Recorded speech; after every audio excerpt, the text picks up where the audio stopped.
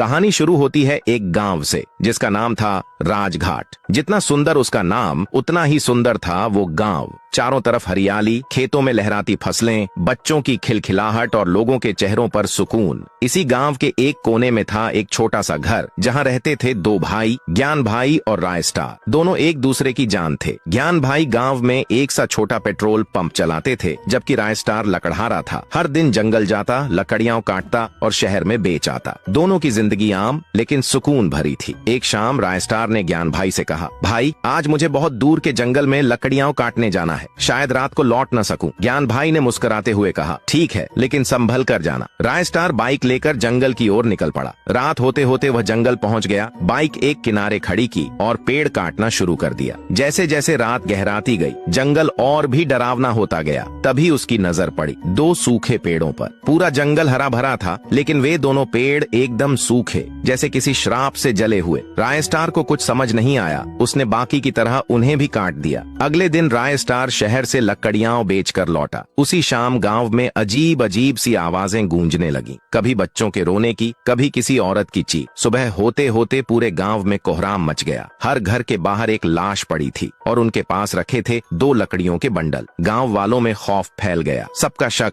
एक ही ओर गया। वो लकड़ियां किसकी थीं? सबको याद आया, गांव में लकड़ी बेचने वाला एक ही है, राय स्टार। गांव वाले राय स्टार के घर के बाहर इकट्ठा हुए और चिल्लाने लगे, बाहर निकल राय स्टार, तूने हमारे गांव को बर्बाद कर दिया। राय स्टार बाहर आया, घुटनों के बल गिर पड़ा और रोते हुए बोला, मैंने कुछ नहीं किया, मुझे नहीं पता ये सब क्या हो रहा है। लेकिन किसी ने एक नहीं सुनी। उसे गांव से बाहर निकाल दिया गया। जब ज्ञान भाई को यह पता चला तो वह सीधे गांव की ओर दौड़ा। रास्ते में उसे राय स्टार मिला। राय स्टार रोते हुए बोला, भाई मैंने कुछ नहीं किया, फिर भी मुझे गांव से निकाल दिया गया। ज्ञान भाई ने उसके कंधे पर हाथ रखकर कहा, तू चिंता मत कर छोटू, मैं गांव वालों से बात करता हूँ। वो दौड़ता हुआ गांव पहुंचा। लोगों से हाथ जोड़कर विनती की, मेरा भाई निर्दोष है, कृपया उस पर रहम करो। पर गांव वालों ने उसकी भी एक न सुनी। कहा, हत्यारे का भाई भी हत्यारा होता है। और फिर उसे भी गांव से निकाल दिया गया। अब दोनों भाई गांव से दूर एक झोपड़ी में रहने लगे। रात को ज्ञान भाई ने ठान लिया, मैं अपने भाई पर लगे कलंक को मिटाकर रहूंगा। अगली रात वह चुपचाप गांव की ओर निकल पड़ा। गांव पहुंचते ही उसे सड़क के बीचों बीच एक सफेद सूखा पेड़ दिखाई दिया। ज्ञान वहीं रुक गया और कान लगाकर सुनने लगा। पेड़ से किसी के रोने और चिल्लाने की आवाजें आने लगी। ज्ञान डर गया और डर के मारे घुटनों के बल धीरे से गिर पड़ता है। तभी पेड़ के चारों ओर धुआं छा जाता है और जब धुआं हटता है तो वहां प्रकट होता है एक सूखी लकड़ी जैसा अजीब जीव। वो घूरते हुए ज्ञान से पूछता है, तू राय स्टार का भाई है? ज्ञान कांपती आवाज में जवाब देता है, उससे क्या मतलब? वो जीव दहाड़ता है और सिर्फ एक ही वार में उसे मार डालता है।